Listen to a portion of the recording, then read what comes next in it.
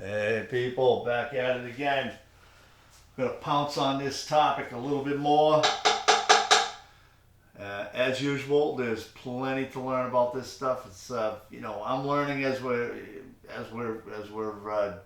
diving into this theory here. So it's going to take some time, usually 2, 3, 4 videos. We're going to keep hammering it, digging until we get it all figured out. Well, as much as humanly and intellectually possible at this particular time in human history. But there's something going on out there and we need to get on top of it. All right. We're dealing with Malaysia Flight MH 370 trapped inside Barycenter wormhole. There's a Barycenter out there and it is creating wormholes, okay? Portals. All right, the Moon and the Earths Barycenter created wormhole, BCW for short. That's an acronym now. You've heard it right here on YouTube, the university. There's a single cause of many planes disappearing since aviation has begun. A Barycenter created wormhole is the largest gravitational focal point that actually tears open Earth's dimensional fabric of space-time and captures planes, placing them in a time-free dimension. Basically, they're just parked. They just go there and they just, if they think they're going somewhere, the last thought in their head, and that's it. The mind just stops. Once you're out of time, the mind just goes into suspended animation. Your mind, your brain. Anyways, the only way out of the BCW is through the next identical Moon-Earth alignment that is tracked by the Moon's 18.5-year Metonic cycle. So once you're in, you can't get out, It's like Hotel California, Well, for at least 18.5 years, You can check out, but you can never leave. All right, we'll get into what is a Barycenter, where is it located, and the mechanics. Okay, this is your favorite place in the universe, Earth, and we have the Moon just cruising around there. I got a lot of gifts here, so we're just going to track through them. It's not going to be a long video, but I just wanted to add some information on what's driving these wormholes, these portals, and how do we track them. And we should start tracking them. When you go up in a plane, this could be you. I mean, you could be like cruising from, Los Angeles to New York or, Boston or London and get stuck in one of these things. And, that's it. You're done unless, we start paying attention to them and then start giving pilots some education so they can figure out what's going on and drop their altitude right away if they get a little hint that there is, something's not right, just dive down below this thing. Or you can take a sabbatical for 18.5 years, come back, and you'll be, a day older where everybody else is 18.5 years older. They've aged. So, anyways, this is kind of like a Barycenter right here. It's, this is the Moon, this is the Earth. This is just a visual. This isn't the exact location of the Barycenter, but this is it. It's like the center of the gravitational torque between the two masses. All right, here's gives you an idea of Jupiter and the Sun, our Sun. The Barycenter is actually off the Sun. Now, most of the times, so a lot of these Barycenters are on the planet, and then every once in a while it gets stretched off the planet. But like in the case of the Earth and the Moon. But this gives you a kind of a nice visual. There's Jupiter. Jupiter's massive. It actually causes the Sun to go on a corkscrew orbit around the center of the Milky Way galaxy with our solar system. It's pretty amazing energies between these two. All right, so here's the Barycenter there. These are the other characters we call planets, all right, that are also involved in the gravitational torque of a Barycenter. They actually have mass and energy, and they can manipulate and increase the actual torque, and they could actually pull the Barycenter off the planet higher in altitude. When I say off the planet, like higher in altitude, and where the planes are. So they also play a significant role in it. And this is kind of what happens, all right? This is Barycenter, you know, it's just grabbing the planet around. It's waiting for a plane to come in. Bam, see you later. All right, 18 and a half years later, you get a chance to pop out of this thing with the right alignment.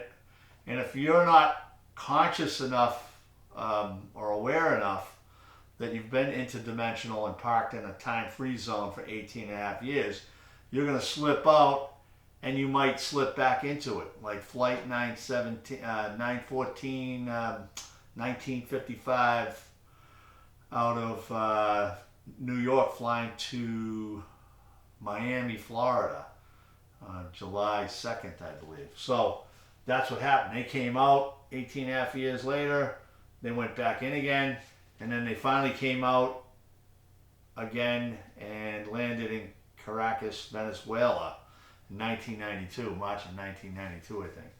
Well, not March, it was, I think it was May maybe. Well, it's insignificant, but anyways, this is what's going on. So when the pilot comes out of a wormhole, he doesn't think anything's wrong. He doesn't even know he's been in there because time has stopped. So all of a sudden, he just clicks on. His eyes are, you know, all of a sudden data starts coming in, the brain starts working again. You know, he's looking around, maybe feels a little fuzzy, whatever, but he's, you know, checking his instrumentation, and all of a sudden he sees he's off course. It's a little panicky, things start going a little haywire. But these are all things that if pilots were trained, you know, with you know, had some training on this particular event, they would know what was going on. All right, so what we're attempting to do is recapture a plane here. Like we've lost this flight out of Malaysia at 2014, and this is potentially a way of there's a way of getting these people back out safe and sound. Okay, it's the only bet we have, really. It's the only thing we have right now. So it would behoove you to, if you're watching this video, share the video, send it out there, get it out there, get some, you know, talk about it, share it, like it, don't like it, whatever, you know, but let's get it out there. And you know, if you're waiting for these mainstreamers to get on board, you just forget about it. Anything that's ever happened on the planet, it's been a grassroots revival, grassroots, you know, movement that gets things shifted. You know, you shift gears and start looking at these things. I mean, Einstein, you know, put all this stuff out there. Tesla put all this stuff out there. Let's start using it, right? I don't want to be preaching to the choir. I know you guys are on board, but I'm just saying. All right, here's the, you know, the Earth and the Moon rotating around the Sun. All right, this is a pretty good GIF. Or not a GIF, this is a stationary picture. Path of the Barycenter.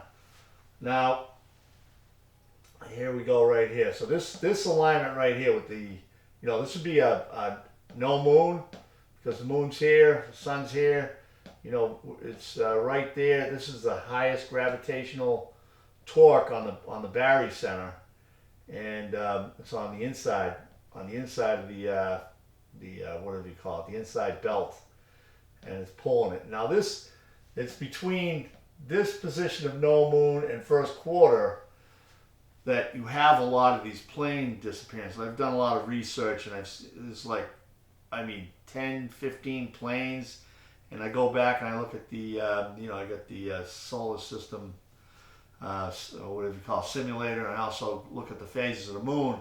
And most of these things, most of these anomalies, these unexplained disappearances, happen between a no moon, well, after the no moon into the, you know, crescent or into the first quarter.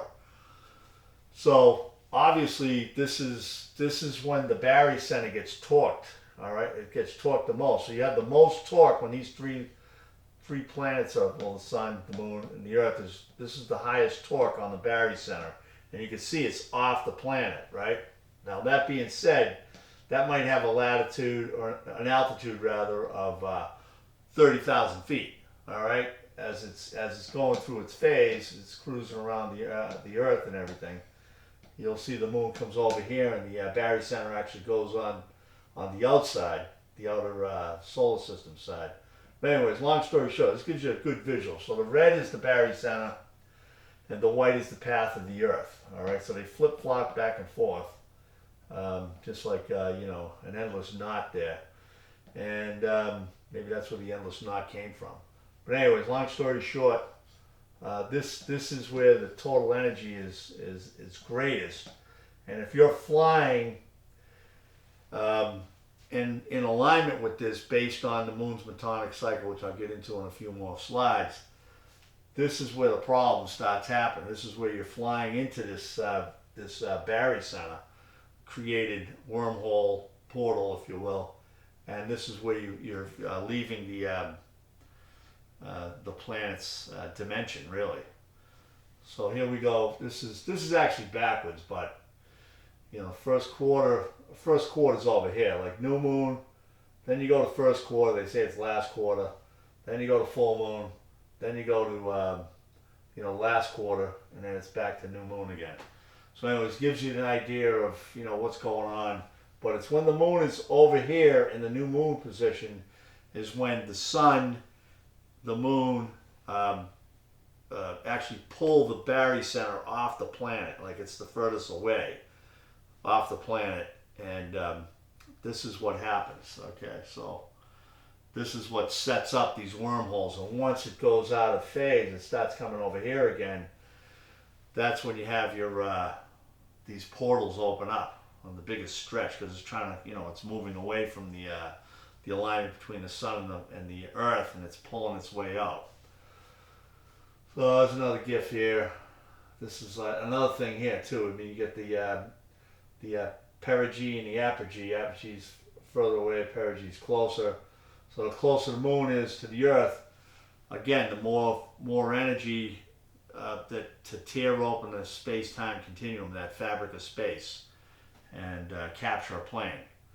This is an older symbolism of the moon's Metonic cycle. So it's the snake, really. The orbit's eating itself. Well, not quite, but this is an older image of the moon's Metonic cycle, 18.5 years. This is a larger cycle here. I think it's like the Soros cycle or something like that. You can see the graph up here and the time. I think it starts out in the 1700s, goes all the way. Yeah, 17. I think it's the Soros cycle. It's like a 4,000 or 4,260 year, another cycle, larger than the Metonic cycle.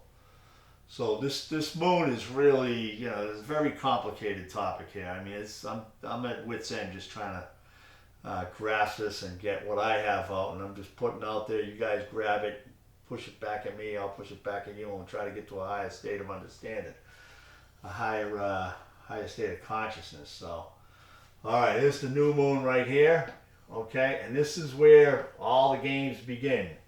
When you go to a crescent moon and then up to a first quarter, this is where the Barycenter gets torqued, and if you happen to be on a plane flying in that direction at that altitude, you're going. You're getting pulled right out of the Earth's dimension, basically.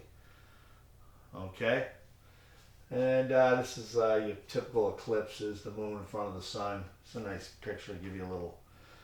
But this is maximum torque here, even with these type of alignments. There's a portal here.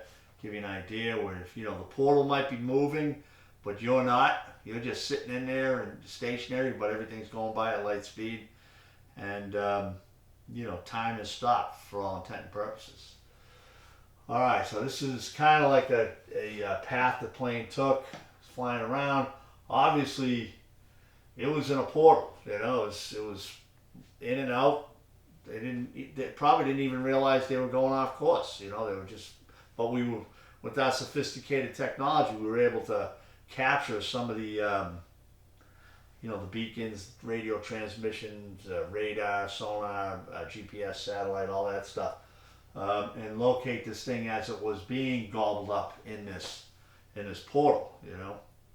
So I know it's very disturbing for people that have lost loved ones, but I'm just putting it out there because it's time to move on, people. This is not the people that are suffering out there have lost loved ones, but it's time for technology to move on. You know, let's get to the next higher level. All right, so there's some more information. You have 152 people. I mean, they call them deaths. They're not deaths yet. You know, they're still just trapped in this portal, and they can't come out. Just like Flight 914 did in 1992. Same thing. So here's the, you know, again, this is just more evidence that this thing was definitely, you know, fighting for its life, really. It was trying to stay in, but it was staying in the altitude, and the Barycenter was moving, you know, with the moon's alignment, and it just couldn't get out. It was just stuck in there. So here's the DC-4 plane there that came back 37 years. Now I'm surmising it came back at the first 18 and a half years. It came back out, didn't realize it was, you know, anything was going. They didn't realize they'd been up in the air for 18 and a half years. They're just trucking along. They're just flying along. Everything's good, you know. Instrumentation's good. They come back into consciousness. Everything looks good, and then all of a sudden they get trapped again because they didn't get out of the wormhole. They didn't get out of that portal.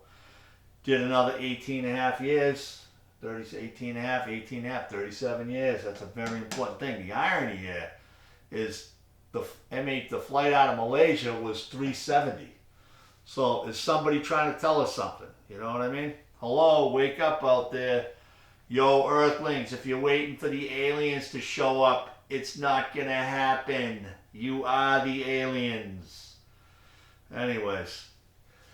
Okay, here's the guy that witnessed the, he was the air traffic controller in Venezuela, 1992. Plane lands, he's having a conversation with the pilot. The pilot says it's 1955 July. We're supposed to be in Miami. This guy says, well, you're in Venezuela. The pilot's like, what are you talking about? And they turned around. He probably got scared and says, okay, we got to fly back over to, you're totally disoriented, obviously, but you know, what's paramount important is this thing came back out of the portal. He came back out of the portal, conscious, speaking, talking, you know, everything was just in suspended animation. So this is what Einstein's talking about. You know, these things exist out there. And this is my stuff, up on my website to support the channel there. We'll get into it a little bit more. Like I said, I'm going to keep banging the drums. I got some more ideas. I'm just passing along. And like and subscribe, because it could be you on the plane very shortly. You never know. Peace out, people.